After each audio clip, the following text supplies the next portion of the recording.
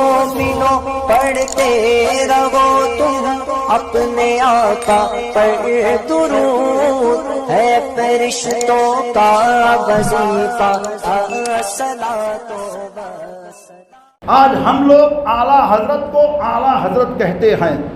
تو ایک جماعت یہ کہتی ہے آپ لوگ اعلیٰ حضرت کہہ کر کے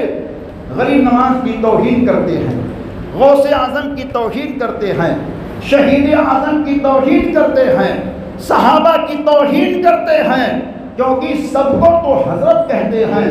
اور بریلوی لوگ اپنے امام کو اعلیٰ حضرت کہتے ہیں۔ تو ایسا کچھ بھی نہیں ہے کہ اعلیٰ حضرت کہنے سے ہم یہ سمجھتے ہیں کہ اعلیٰ حضرت غریب نواز سے بڑے ہیں، غوث اعظم سے بڑے ہیں، شہید اعظم سے بڑے ہیں، صحابہ سے بڑے ہیں۔ نہیں نہیں، اعلیٰ حضرت کہنے کا مطلب یہ ہوتا ہے کہ ان کے دور میں جتنے بھی علماء تھے، جتنے بھی مفتی تھے، جتنے بھی محدث تھے، جتنے بھی مفسر تھے، سب کے سب حضرت تھے، اور امام احمد رضا ان سب میں اعلیٰ حضرت تھے۔ ان کا اعلیٰ حضرت ہونا اس واقعے سے بھی ثابت ہوتا ہے جو اس دور کے علماء نے خود اپنے زبان سے کہا ہے۔ تاریخ یہ کہتی ہے کہ امام اہل سنت کی بارگاہ میں ایک سوال پہنچتا ہے۔ سوال کیا تھا کہ نواب رامپور سیر و تفریح کی غرض سے چلتے چلتے جا رہا ہے، اس کے ساتھ اس کی بیگم ہے،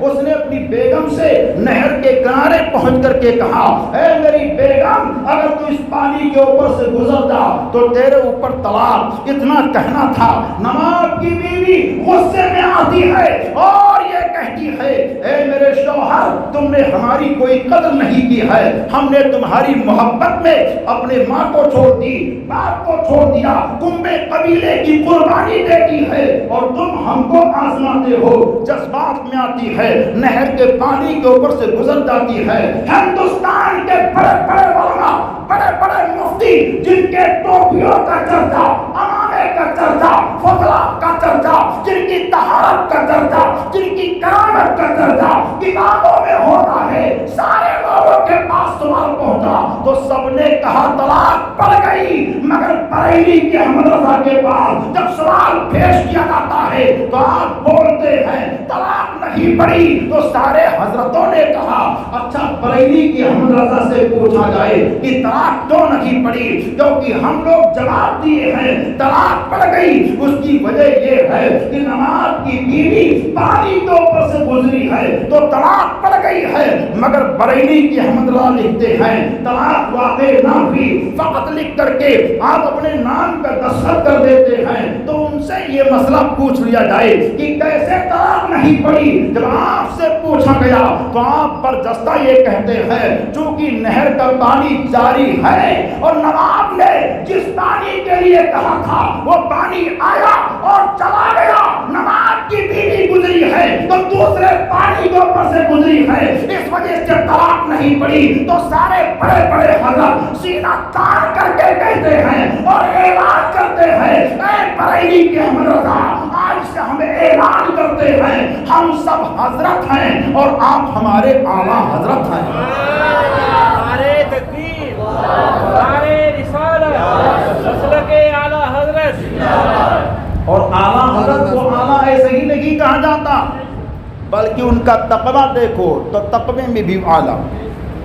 فتویٰ دیکھو تو فتوے میں اعلیٰ، تفسیر دانی دیکھو تو تفسیر دانی میں اعلیٰ، حدیث کی روانی دیکھو تو حدیث کی روانی میں اعلیٰ، فقاہت میں دیکھو تو فقاہت میں اعلیٰ، تدبر میں دیکھو تو تدبر میں اعلیٰ، شعر و سخن میں دیکھو تو شعر و سخن میں اعلیٰ، تصریف و تالیف میں دیکھو تو تصریف و تالیف میں اعلیٰ،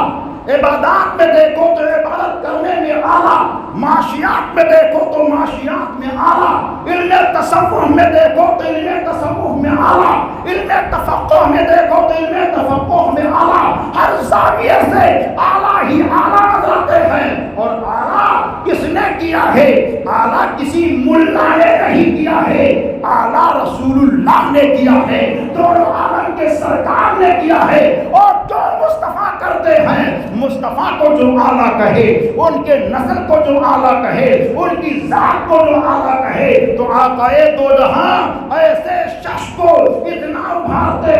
اتنا ابھارتے ہیں کہ دنیا نے اپنے لیڈروں کو اعلیٰ کہا تھا، اپنے پیشوا کو اعلیٰ کہا تھا، سب اعلیٰ کہنے والے جب خاموش ہو گئے تو میرے اعلیٰ حضرت جواب دیتے ہیں، اے سب کو اعلیٰ کہنے والوں، وہ اعلیٰ نہیں ہے، تم کسی کو اعلیٰ کہو مگر حقیقت میں اعلیٰ وہ ہے جنہیں میرے اعلیٰ حضرت کہتے ہیں۔ سب سے اولا وہ اعلیٰ ہمارا نبی، سب سے بالا وہ اعلیٰ ہمارا نبی، سارے اچھوں میں اچھا سمجھیے جسے ہے اس اچھے سے اچھا ہمارا نبی۔ تو نبی یہ دو جہان کے عاشق نے اپنے آقا کو اعلیٰ کہا، تو آقا دو جہان نے سنیوں کے امام احمد رضا کو اتنا اعلیٰ کر دیا کہ سارے لوگ حضرت ہو گئے اور میرے امام احمد رضا سب میں اعلیٰ حضرت ہو گئے۔